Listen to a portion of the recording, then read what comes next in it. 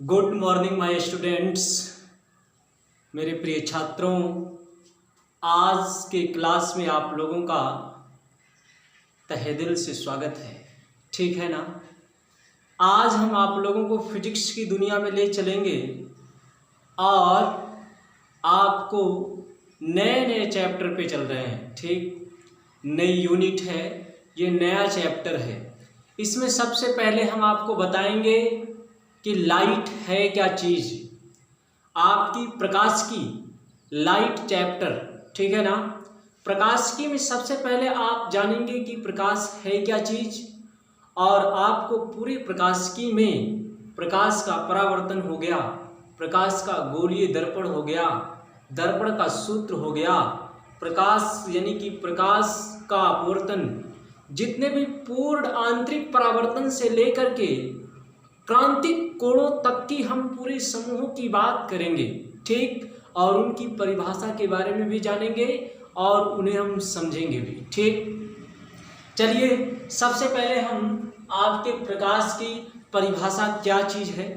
आप लोग व्यवहारिकता में अगर ले लिया जाए तो हमें अंधेरे कमरे में अगर देखा जाए तो क्या होता है, कुछ दिखाई नहीं देता, ना कोई वस्तु दिखाई देती है। घनघोर अंधेरा हो और कमरा क्या हो, क्लोज हो, तो आप उस बंद कमरे में अपने हाथ पांव तक भी नहीं देख सकते।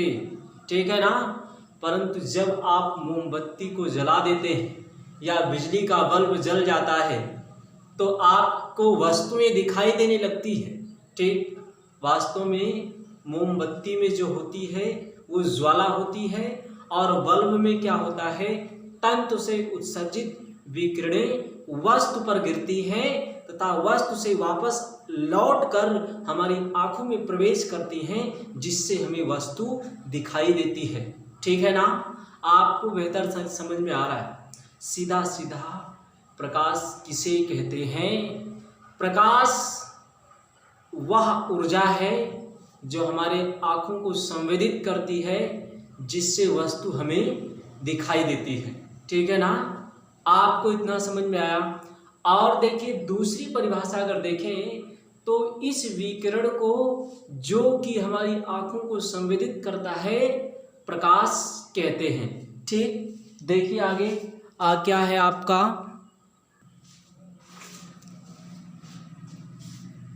प्रकाश। वास्तव में अगर देखा जाए तो क्या है, प्रकाश एक विकिरण ऊर्जा है। ठीक, जो विद्युत चुंबकीय तरंगों के रूप में चलता है और यह प्रकाश स्वयं नहीं दिखता। ठीक, इसकी तरंग दैर्घ्य जो होती है वो 4100 एंगस्ट्रॉम से लेकर के, ठीक है ना, आप लिख सकते हैं प्रकाश की तरंग दैर्घ्य 4100 एंगस्ट्रॉम से लेकर के 7800 एंगस्ट्रॉम तक होती है। ठीक है ना। यह ऑब्जेक्टिव क्वेश्चन आपका है, आप याद रखेंगे। एक एंगस्ट्रॉम बराबर आपका क्या होता है, एक एंगस्ट्रॉम बराबर 10⁻10 मीटर होता है। ये भी आप याद रखेंगे। ठीक है ना। हमारी बात आपको पूरी समझ में आ रही है। ठीक, प्रकाश की और बातें करते हैं। प्रकाश निर्वात में क्या होता है, चल सकता है। आप देखिए कि आपकी जो सूर्य की प्रकाश है पृथ्वी तक कैसे पहुंचती है, निर्वात में भी वो चल के आता है। और वो कैसे पहुंचता है, तो जब प्रकाश की किरण ऊपर से निर्वात से होके आती है तो वो विकिरणों के माध्यम से आती है। किनके माध्यम से? विकिरणों के माध्यम से आती है। प्रकाश की अगर चाल आप देखें तो प्रकाश की चाल भी आप जानते ही हैं। प्रकाश की चाल जो होती है वो कितना होता है, 3 × 10⁸ मीटर प्रति सेकेंड। सूर्य का जो प्रकाश है वो आप देखिए कैसे, ये इन प्रकाश के बारे में हम बात करते हैं। ठीक, अब आप देखिए ये आपका किसी भी दर्पण पर यदि प्रकाश की किरणें परावर्तित होती हैं या आपतित होती हैं तो कैसे होती हैं, इनके बारे में हम बात करेंगे। माना ये बिंदु से दर्पण M1 M2 पर कोई प्रकाश की किरण आपतित होती है। आपतित होने के बाद बिंदु B से वो प्रकाश की किरण टकराती है और क्या है, वो परावर्तित होती है। तो आने वाली किरण को आपतित किरण कहेंगे और बिंदु B से टकराकर परावर्तित होने वाली किरण को परावर्तित किरण कहेंगे। ठीक, और देखेंगे ये अभिलंब है, तो आपतित किरण और परावर्तित किरण के मध्य बने लंब को अभिलंब कहते हैं। ठीक, आपतित किरण जो है और अभिलंब के मध्य जो कोण बनता है वो आपतन कोण कहलाता है। ठीक, आपतन कोण कहते हैं, आप याद रखेंगे अभिलंब तथा परावर्तित किरण के बीच बना जो कोण है वो परावर्तन कोण होता है, यह आपका परावर्तन कोण कहलाता है। ठीक है, देखिए आपका जो परावर्तन कोण हो गया, अभिलंब की परिभाषा आप देखिए, आपतित किरण तथा परावर्तित किरण के मध्य बने लंब को अभिलंब कहते हैं और इस बिंदु को आपतन बिंदु कहते हैं। क्या कहते हैं, आपतन बिंदु कहते हैं। यानी कि आपतित किरण परावर्तित किरण, आपतित किरण परावर्तित किरण और अभिलंब जिस बिंदु पर मिलते हैं वो आपतन बिंदु कहलाता है। ठीक है ना। परावर्तन कोण किसे कहते हैं ये भी हमने बताया, अभिलंब तथा परावर्तित किरण के बीच बने कोण को आपतन कोण कहते हैं। ठीक, परावर्तन के नियम के बारे में बात करते हैं। परावर्तन लॉ ऑफ रिफ्लेक्शन, परावर्तन के दोस्तों दो नियम होता है। दोनों नियम आप अपने दिमाग में बैठा के रखेंगे। पहला नियम क्या है, देखिए इसी फिगर से हम नियम को डिफाइंड कर देते हैं। आपतित किरण जो है, परावर्तित आपतन बिंदु जो है पर अभिलंब तथा परावर्तित किरण तीनों एक ही तल में मिलते हैं। यही क्या है, परावर्तन का फर्स्ट लॉ है, पहला नियम कहलाता है। ठीक, दूसरी आपका क्या है, परावर्तन कोण जो है वो सदैव आपतन कोण के बराबर होता है। ये आपका क्या है, परावर्तन का दूसरा नियम कहला रहा है। ठीक, आगे हम बढ़ते हैं, आगे देखेंगे आपका परावर्तन के नियम हो गए। ठीक, अब हम बात करते हैं, हम आपका अब आगे जो बात करते हैं प्रतिबिंब के बारे में बात करते हैं। ठीक है ना।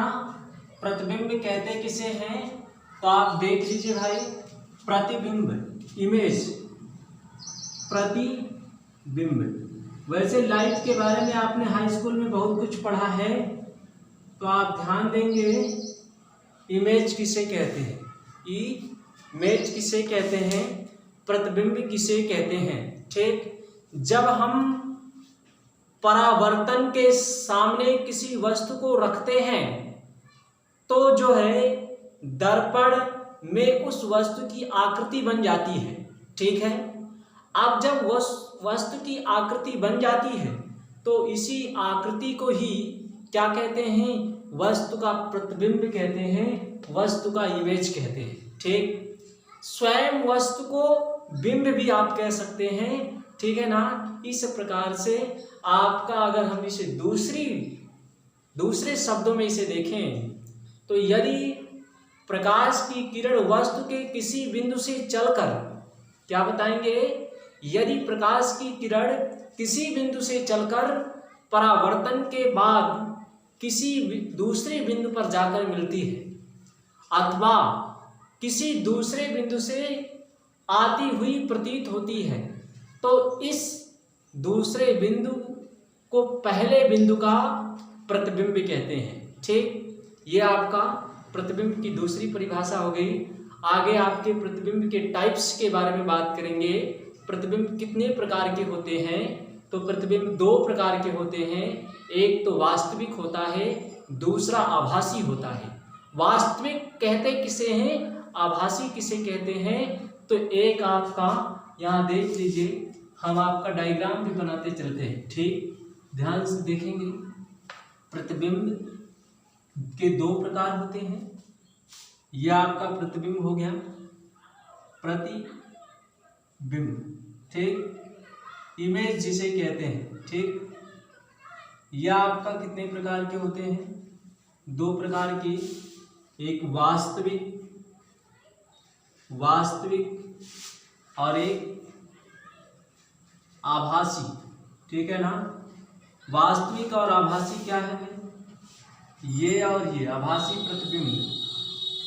प्रतिबिंब हो गया, और यह आपका प्रतिबिंब हो गया, ठीक। सबसे पहले ये प्रश्न उठता है कि वास्तविक प्रतिबिंब किसे कहते हैं? तो यदि किसी बिंदु से चलने वाली किरणें जो हैं परावर्तन के बाद किसी बिंदु पर क्या होती हैं? वास्तव में मिलती हैं, तो इस बिंदु को उस बिंदु का वास्तविक प्रतिबिंब कहते हैं, ठीक। आप वास्तविक प्रतिबिंब को पर्दे पर लिया जाता है, उसका फोटो आप खींच सकते हैं, ठीक।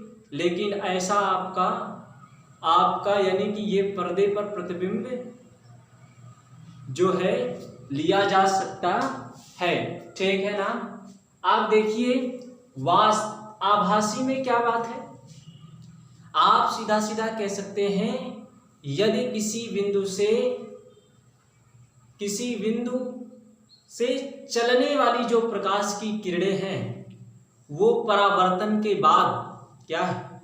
परावर्तन के बाद यदि किसी बिंदु पर मिलती हुई प्रतीत होती है, यदि किसी बिंदु पर मिलती हुई प्रतीत होती है तो आपका वो आभासी प्रतिबिंब कहलाता है, ठीक। अब हम ये दोनों हो गया। आभासी प्रतिबिंब जो है उसकी क्या होती है? ये पर्दे पर नहीं लिया जाता। आभासी प्रतिबिंब जो है ये पर्दे पर नहीं लिया जाता, और जो वास्तविक प्रतिबिंब है वो पर्दे पर लिया जा सकता है, ठीक। और देखिए आगे क्या है? आगे आपका इसका फोटो, किसका फोटो? यानी कि आभासी प्रतिबिंब का फोटो सिर्फ लिया जा सकता है, ठीक। ये आप याद रखेंगे, ये दोनों कंप्लीट होता है, ठीक। आगे देखेंगे हम आपको क्या बताने वाले हैं, गोलीय दर्पण किसे कहते हैं, ठीक। आप गोलीय दर्पण स्फेरिकल मिरर्स के बारे में यहाँ देख लीजिए भाई, गोलीय दर्पण, ठीक। गोलीय दर्पण आपका क्या है और इसे कैसे आप डिफाइन करेंगे, ठीक। देखेंगे स्फेरिकल मिरर के बारे में। गोलीय दर्पण जो है कांच के खोखले गोले का काटा गया एक भाग होता है, ठीक।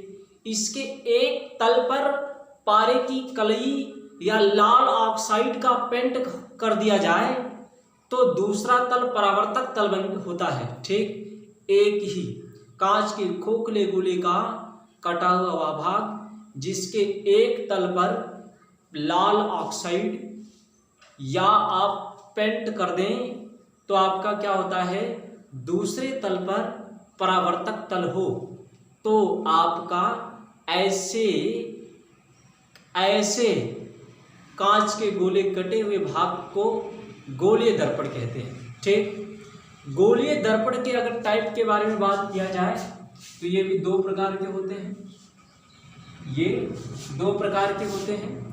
पहला अवतल दर्पण, ठीक, ये हो गया अवतल दर्पण, और दूसरा क्या हो गया, उत्तल दर्पण, ठीक।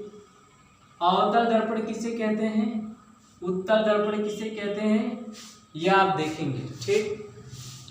देखिए ये जो आपका है अवतल दर्पण क्या है और उत्तल दर्पण क्या है, ठीक।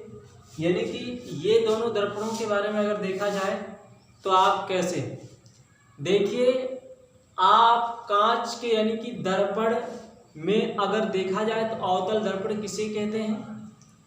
अवतल दर्पण वह दर्पण है जिसमें परावर्तन दबे हुए तल से होता है। देख लो भाई, ये हम दर्पण बना दे रहे हैं, ठीक, और ये जो है ये उत्तल दर्पण होगा, ठीक।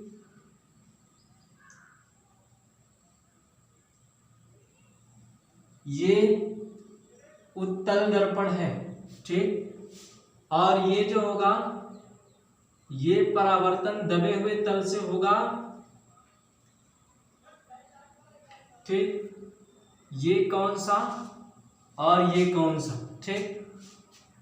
इसका जो परावर्तन होगा वो दबे हुए तल से होगा, ठीक। और इसका जो परावर्तन होगा वो उभरे हुए तल से होगा, ठीक। ये आपके परावर्तन के रूल है। देखिए, जब प्रकाश की किरण आती है और दबे हुए तल से टकराकर क्या होती है, मुख्य फोकस से होती हुई चली जाती है, तो आपका गोलीय दर्पण यानी कि उत्तल दर्पण, सीधा सीधा अवतल दर्पण वह दर्पण है जिसमें परावर्तन दबे हुए तल से होता है, अवतल दर्पण कहलाता है, ठीक। अर्थात गोले का भीतरी तल, ठीक, परावर्तक तल होता है, ठीक। उत्तल दर्पण देखेंगे वह दर्पण जिसमें परावर्तन उभरे हुए तल से हो, ठीक। अर्थात गोले का बाहरी तल जो है वो परावर्तक तल हो, ठीक है ना। तो इस प्रकार से आप कह सकते हैं। और अगर आपको और फिगर्स देखने हैं तो आप देख सकते हैं, कांच के गोले को कैसे काटना है उसके बारे में और देख सकते हैं, ठीक। और देखिए भाई, हम बातें कर लेते हैं कांच का गोलीय दर्पण के बारे में भी, कैसे आप डिफाइंड करते हैं, कैसे परिभाषित करते हैं। मुख्य ध्रुव क्या होता है, वक्रता केंद्र क्या होता है, ठीक। ये है, ठीक। ये मान लो आपका कांच का ये क्या है, खोखला गोला है, ठीक। कांच का क्या है भाई, खोखला गोला है। एक गोला और बना लो, अवतल और उत्तल दोनों शो कर दो, ठीक। ये, ठीक, दो गोले। अब आप क्या करते हैं, इसे हम काट देते हैं। ये लो भाई, हमने काट दिया, प्रेडिकल कर रहे हैं, प्रयोग। आप लोग ध्यान दोगे तो आपको प्रयोग करने आ गया। ये लो, इसके बाहरी तल पे हमने क्या किया, कलई कर दिया लाल ऑक्साइड का, और इसके अंदर कर दो, ये लो लाल ऑक्साइड लगा दिया, ठीक। ये हो गया। अब आप देखिए, अगर यहां से आप ऐसे खींच देते हैं, इसका जो ये है, ठीक, ये क्या है, मुख्य अक्ष मान लो, मुख्य अक्ष हो गया, ठीक। मुख्य अक्ष हो गया, और इसका सेंटर बिंदु जो है वो सी मान लो, इसका भी सेंटर बिंदु सी मान लो। सी मानते हुए आपका ऊपर जो है ये लिख लो, पेंट किया गया, पेंट किया गया। यहाँ भी लिख लो, पेंट किया गया, ठीक। और देख लो क्या है, मुख्य अक्ष हो गया, कलई हो गया, और ये जो आपका ये पोल है, ये पोल है, इसे पी बिंदु से प्रदर्शित करते हैं। चलिए, गोलीय दर्पणों से संबंधित जो परिभाषाएं बनती हैं उन परिभाषाओं के बारे में बात कर लेते हैं। वक्रता केंद्र, जिसे सेंटर ऑफ कन्वेचर कहते हैं, ठीक। यानी कि उस गोले के केंद्र को, जिसका कि दर्पण एक भाग है, क्या कहलाता है, दर्पण का वक्रता केंद्र कहलाता है। दर्पण का वक्रता केंद्र है, ये क्या है, वक्रता केंद्र है, ठीक। वक्रता केंद्र हो गया, ठीक है। इसकी परिभाषा कंप्लीट होती है। वक्रता केंद्र किसे कहते हैं, आप फिर से ध्यान दे दो, उस गोले के केंद्र को देखिए, उस गोले के केंद्र को जिसका कि दर्पण एक भाग है, दर्पण का वक्रता केंद्र कहलाता है। या दर्पण में परावर्तक तल की ओर, या अवतल दर्पण में परावर्तक तल की ओर और उत्तल दर्पण में क्या होता है, परावर्तक तल की दूसरी ओर होता है। ठीक, आप फिगर देख सकते हैं। दूसरे नंबर पे आपका चलते हैं, रेडियस ऑफ कर्वेचर, वक्रता त्रिज्या किसे कहते हैं। ठीक है ना, वक्रता त्रिज्या किसे कहते हैं। उस गोले की त्रिज्या को जिसका कि दर्पण एक भाग है, दर्पण की वक्रता त्रिज्या कहते हैं, दर्पण की वक्रता त्रिज्या कहते हैं। आप फिगर में देखेंगे जो आपका ये CP है, C से P की जो दूरी है ये क्या कहलाती है, वक्रता त्रिज्या है। ठीक है ना, ये दूरी यानी कि CP को वक्रता त्रिज्या कहते हैं, त्रिज्या है। ठीक, CP क्या है, वक्रता की त्रिज्या है। C बिंदु जो है वो है वक्रता केंद्र है। ठीक, आगे देखेंगे। अब हम जो है ध्रुव के बारे में बात करेंगे। जो P बिंदु है, आप कह सकते हैं फर्स्ट, सेकेंड, थर्ड में P बिंदु को ध्रुव कहते हैं, ध्रुव कहते हैं। परिभाषा आप देख लीजिए। आप कह सकते हैं दर्पण के परावर्तक तल के मध्य बिंदु को दर्पण का ध्रुव कहते हैं। ठीक, आप दर्पण के ध्रुव जो है ये सदैव यही होता है, आप इसे हम आगे पीछे नहीं कर सकते, ये कांस्टेंट होता है। ठीक है ना, बिंदु P से प्रदर्शित किया जाता है दर्पण का ध्रुव। मुख्य अक्ष किसे कहते हैं, आप देखिए मुख्य अक्ष के बारे में। जो मुख्य अक्ष है दर्पण के ध्रुव तथा वक्रता केंद्र को मिलाने वाली रेखा को देख लीजिए। दर्पण के ध्रुव ये है, वक्रता केंद्र को मिलाने वाली रेखा को क्या कहते हैं, मुख्य अक्ष कहते हैं, मुख्य अक्ष। ये हो गया मुख्य अक्ष। ठीक, ध्यान से देखेंगे, दर्पण के ध्रुव P बिंदु और वक्रता केंद्र C बिंदु, समझ रहे ना। दर्पण के ध्रुव तथा वक्रता केंद्र को मिलाने वाली रेखा को ही दर्पण का ध्रुव कहते हैं। ठीक है ना, ये नहीं मुख्य अक्ष कहते हैं, मुख्य अक्ष कहते हैं। आप प्रिंसिपल एक्सिस के नाम से भी ये जाना जाता है। ठीक, आप इसे PC से आप CP कर सकते हैं, ये CP से प्रदर्शित किया जाएगा। ठीक है ना, जो आपका वक्रता त्रिज्या, ये दूरी वक्रता त्रिज्या होगी, लेकिन ये लाइन ही मुख्य अक्ष कहलाएगा। डिफरेंट इतना ही है। ठीक, दर्पण का द्वारक किसे कहते हैं, क्या है भाई, दर्पण का जो द्वारक है, दर्पण के परावर्तक तल के व्यास को, दर्पण के, ये देख लीजिए यही है ना, दर्पण के परावर्तक तल के व्यास को, यही है दर्पण का परावर्तक तल के व्यास को आप सीधा सीधा क्या कहते हैं, ये देख लो, M1 M2 M1 M2। दर्पण के परावर्तक तल के व्यास को दर्पण का द्वारक कहते हैं। ठीक है ना, M1 यानी कि आप 5th नंबर में दर्पण का द्वारक। ठीक, ये हो गया M1 M2। ठीक, दर्पण के परावर्तक तल के व्यास को दर्पण का द्वारक कहते हैं, M1 और M2 से प्रदर्शित करते हैं। ठीक, ये आपका हो गया। आगे हम बात करते हैं मुख्य फोकस। मुख्य फोकस किसे कहते हैं, ये 6 नंबर हो गया।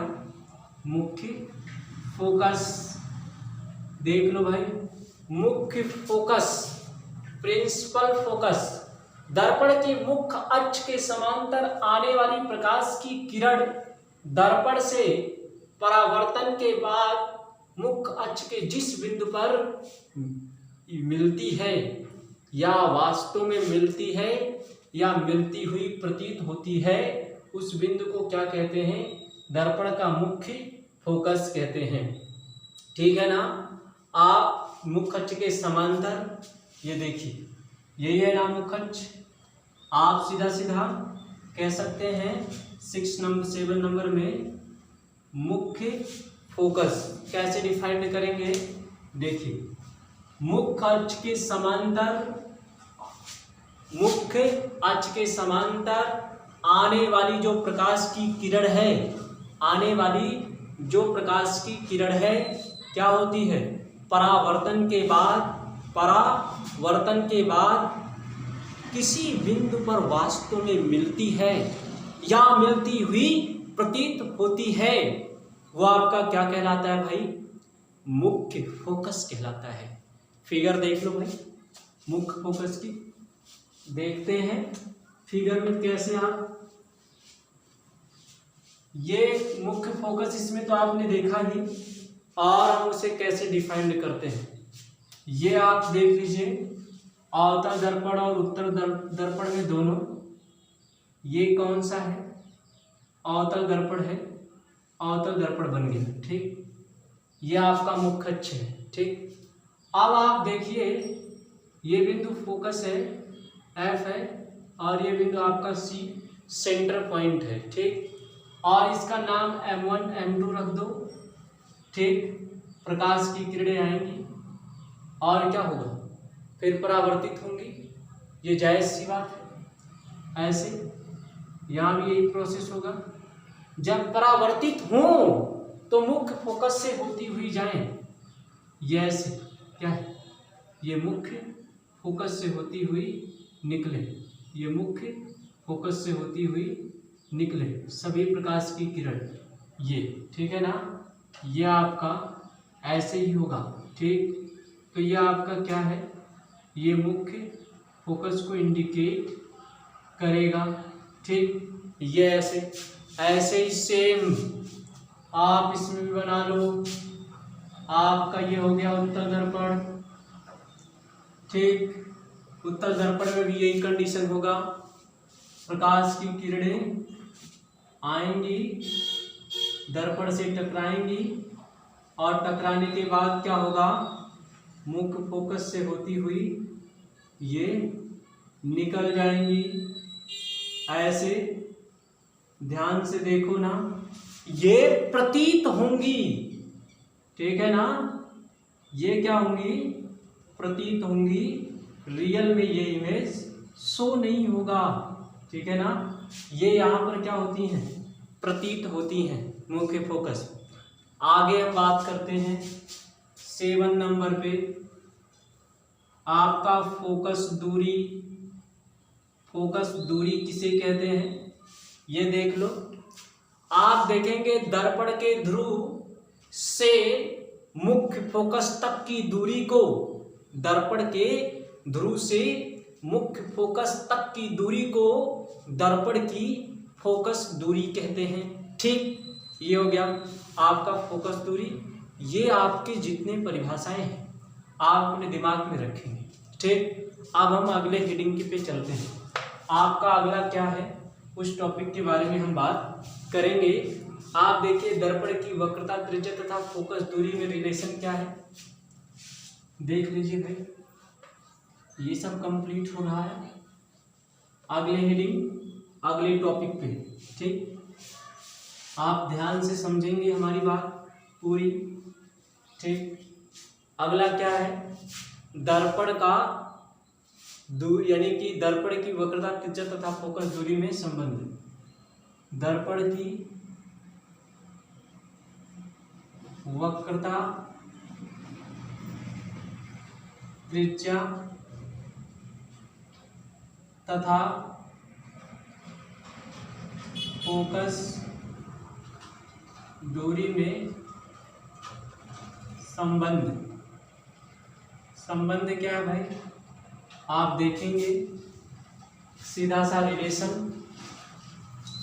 यदि रिलेशन पे बात किया जाए तो आप देखिए संबंध जब दर्पण का जो द्वारक है वक्रता त्रिज्या की अपेक्षा छोटा होता है, दर्पण का द्वारक जो है वक्रता त्रिज्या की अपेक्षा जब छोटा होता है तो वक्रता त्रिज्या की आधी होती है। ठीक, यदि अवतल दर्पण अथवा उत्तल दर्पण की फोकस दूरी को स्मॉल f माना जाए, अवतल या उत्तल दर्पण की फोकस दूरी f हो, तो देखो जब ये दूरी f हो तो आपकी वक्रता त्रिज्या को स्मॉल r मान लो, वक्रता त्रिज्या स्मॉल r हो तो आपका क्या होगा भाई, जो आपका रिलेशन आएगा वो क्या आएगा, f equal to small r upon 2, ये रिलेशन है। ठीक है ना, यही क्या है, रिलेशन है। आगे आप देखेंगे आगे आपका क्या है। ठीक है ना, पूरा प्रोसेस।